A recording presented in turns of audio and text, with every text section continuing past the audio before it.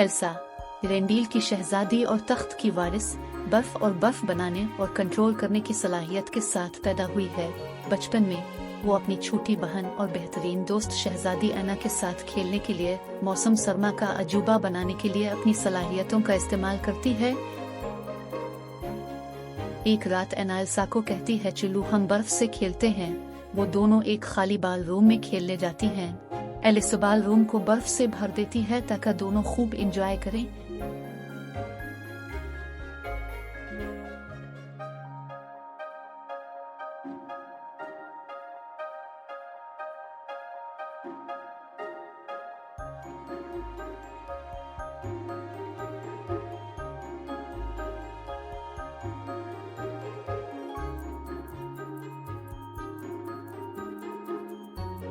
Elsa ने खेल के दौरान कंट्रोल खो दिया और नादानिस्ता तौर पर एना को सर्द ताकत के धमाके से मारा। एना शदीद जख्मी हो गई।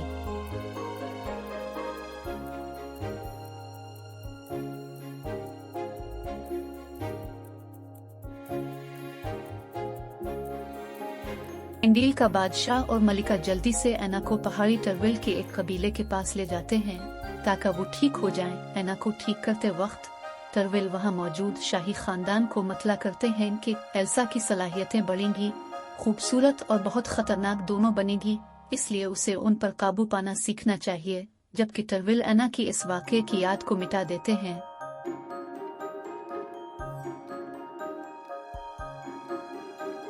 एल्सा इस वाक़े से सदमे का शिकार होती है।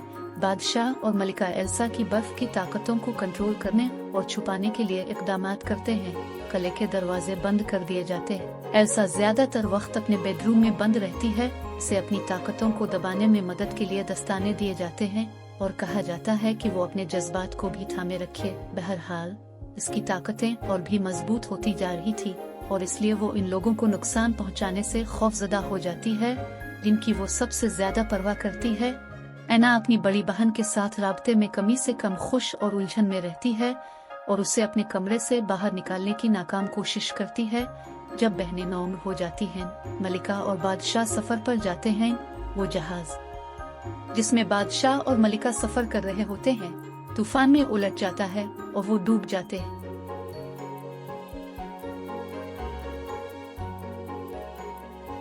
जिससे एना और एल्सा और भी तन्हा महसूस करते हैं। 3 साल गुजर जाते हैं और एल्सा, जो अब उम्र की है, अपने वालिद की बाज़ाब्ता तौर पर एरेंडील के बादशाह के तौर पर जानशीन होने वाली है। अगरचे वो महल को बड़े हुजूम के लिए खोलने से डरती है, लेकिन इसकी ताजपोशी निस्बतन पुरअमन तरीके से होती है।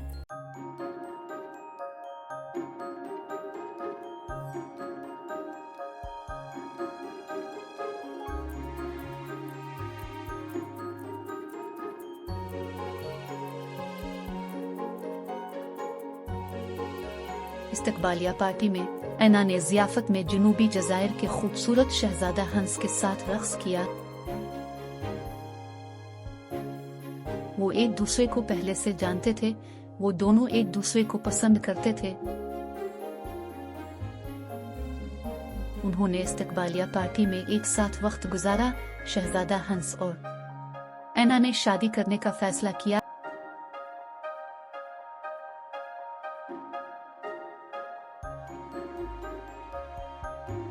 शहजादा हंस ने एना को प्रपोज किया। एना ने प्रपोजल कबूल किया। एना जनूबी जज़ायर के शहजादा हंस से शादी करने के लिए एल्सा से इजाजत मांगने आती है। एल्सा ने इस बुनियाद पर इनकार कर दिया कि एना और हंस बमुश्किल एक दूसरे को जानते हैं। इतनी जल्दी फैसला करना मुमकिन नहीं है। एना एल्सा को कहती है तुम प्यार के बारे में कुछ नहीं जानती। दोनों बहनों के बीच बहस शुरू हो जाती है। एल्सा एना को कहती रही दूर हो जा, मुझे परेशान मत करो।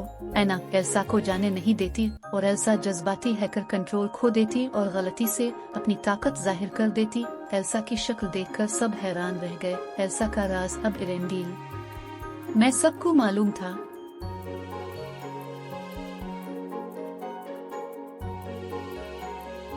अब से मूस्टर कहने लगे। वो बेचैन हो गई और पहाड़ों की तरफ भाग गई।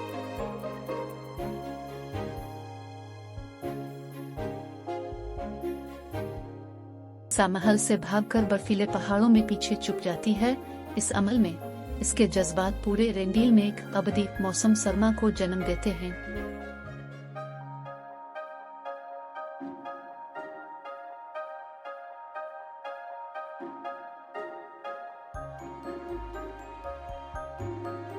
अन्ना का मूड खराब था। एल्सा की सलाहियतों ने मौसम गर्मा के दरमियान मौसम सरमा का एक तबाहकुन तूफान बर्पा कर दिया था। अन्ना एल्सा को ढूंढने और उसे वापस लाने के लिए पुरज़्म होती है।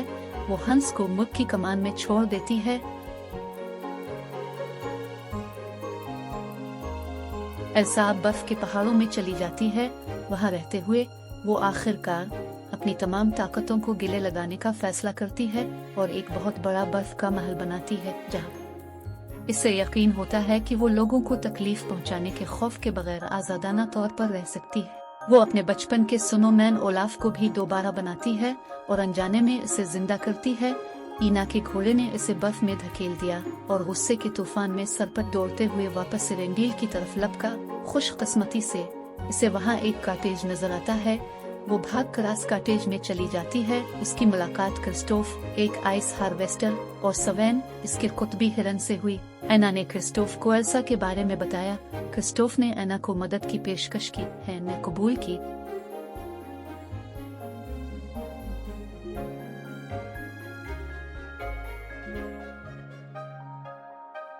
कि वो एक साथ एल्सा को ढूंढने निकले। एना और क्रिस्टोफ को पहाड़ पर चढ़ते ही बर्फ के एक शानदार स्नोमैन का सामना करना पड़ा। वो ओलाफ से मिले, जो एक जादुई स्नोमैन था। ओलाफ एल्सा के ठिकाने से वाकिफ था और मौसम गर्मा को दोबारा जिंदा करने में उनकी मदद करना चाहता था। इस दौरान हंस के शहरियों की मदद कर रहा था। हंस सामेन की तरफ मुतवज्जे हुआ और रजाकारों की भीख मांगी। जब अन्ना का घोड़ा इसके बगैर महल में वापस आया, ओलाफ एना और क्रिस्टोफ को एक बड़े बर्फ के महल में ले गया, जिसे एल्सा ने अपनी जादुई सलाहियतों का इस्तेमाल करते हुए बनाया था। यहाँ तक कि क्रिस्टोफ भी हैरान रह गया। अंदर ईना ने एल्सा को एरेंडील के खौफनाक तूफान से आगाह किया। एना एल्सा को घर वापस आने और अपने ताल्लुकात को ठीक करने पर आमादा करने की कोशिश करती है। जब एल्सा बिलाखिर मुज़ाहमत करती है, एना इसे बचपन में इसकी ताकतों के सामने आने से तकलीफ पहुँचाने तक की याद दिलाती है। एना इसे इस हालत के बारे में बताती है जिसमें एरेंडील और उसके लोग रह गए थे। एल्सा खौफजदा थी और यकीन नहीं रखती थी कि शहर को कैसे पिघलाया जाए, इसलिए इसने फैसला किया कि एना और एरेंडील इसके बगैर बेहतर होंगे। एना मुसलसल समझाती रही। इसी दौरान एल्सा के जिस्म से बिजली की एक बर्फ की लहर फूट पड़ी और बहनों के बहस के दौरान ईना के सीने में लगी। एना अपनी बहन के बगैर कहीं नहीं जा रही थी। एल्सा अपनी जिम्मेदारियों से बखूबी वाकिफ थी। एना और उसके दोस्तों को इसकी ताकतों के जरिया बनाए गए एक बहुत बड़े स्नोमैन ने महल से बाहर निकाल दिया और बर्फ के पैरविन के नीचे फेंक दिया। एल्सा अब अपनी बहन और लोगों को अपने इख्तियारात से तकलीफ पहुंचाने के इम्कान से और भी ज्यादा खौफजदा थी। एना बतदरीज कमजोर होती जाती है और क्रिस्टोफ इसे वापस टर्विल्स के पास ले जाता है।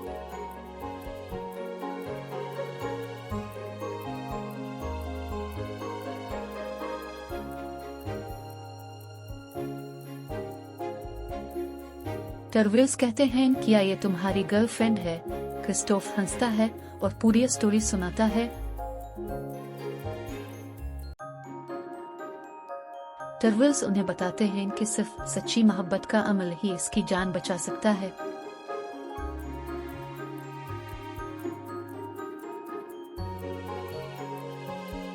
हंस और फौजियों का एक ग्रुप बर्फ के महल पर हमला करता है।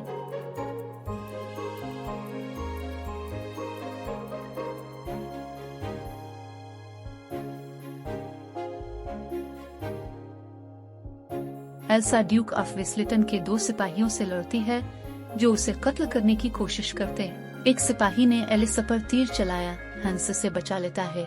एलिसा के ऊपर बर्फ का बना हुआ फानूस गिर जाता है, ताहम वो बेहोश हो जाती है।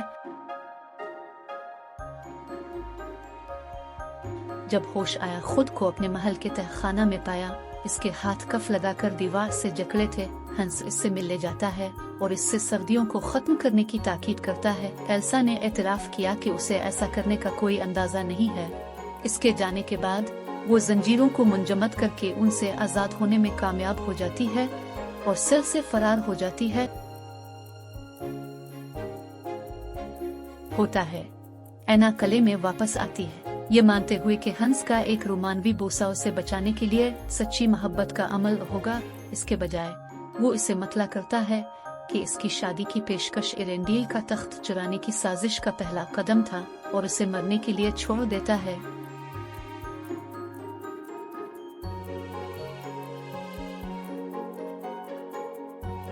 ओलाफ ने एना को बताया कि क्रिस्टोफ इससे मोहब्बत करता है और उसे यकीन है कि इसका बोसा उसे ठीक कर देगा। वो क्रिस्टोफ को ढूंढने के लिए भागते हैं। हंस एल्सा का सामना करता है और इसे बताता है कि इसने एना को मार डाला है। तबाहाल एल्सा गिर जाती है और बर्फानी तूफान अचानक रुक जाता है। हंस इसके पास आता है और उसे मारने के लिए अपनी तलवार झूलता है, लेकिन एना अपनी आखिरी ताकत के साथ करीब आने वाले क्रिस्टोफ से मुंह मोड़ लेती है और हंस के हमले को रोक देती है। जब वो ठोस जिम जाती है, एल्सा फिर देखती है कि क्या हुआ है। एना को इस हाल में देखकर एल्सा गम से मगलूब हो जाती है। जैसे ही एल्सा रोते हुए जिमी हुई एना को गले लगाती है, ओलाफ और गार्ड्स देखते हैं। कुछ ही लम्हों बाद एना पिघलना शुरू कर देती है, क्योंकि अपनी बहन को बचाने के लिए इसका इंतखाब खुद की बजाय जरूरी सच्ची मोहब्बत का अमल था। एल्सा को एहसास हुआ कि मोहब्बत इसकी ताकतों को कंट्रोल करने की किलीद है और वो बादशाही की अबदी सर्दियों को खत्म करने के काबिल है। मौसम गर्मा एरेंडील में वापस आता है। एल्सा दोबारा तख्त हासिल करती है और अपने इख्तियारात को इस्तेमाल करने और महफूज तरीके से कंट्रोल करने के काबिल होती है। जबकि बहनों का रिश्ता बहाल हो जाता है, वो हंस को अपने खानदान की तरफ से सजा का सामना करने के लिए वापस जनूबी जजायर में जलावतन कर देती है। कले के दरवाजे खुले थे और एल्सा ने एना के लिए हैरत का मंसूबा बनाया। सब कुछ इसी तरह वापस आ गया जैसा कि होना चाहिए था।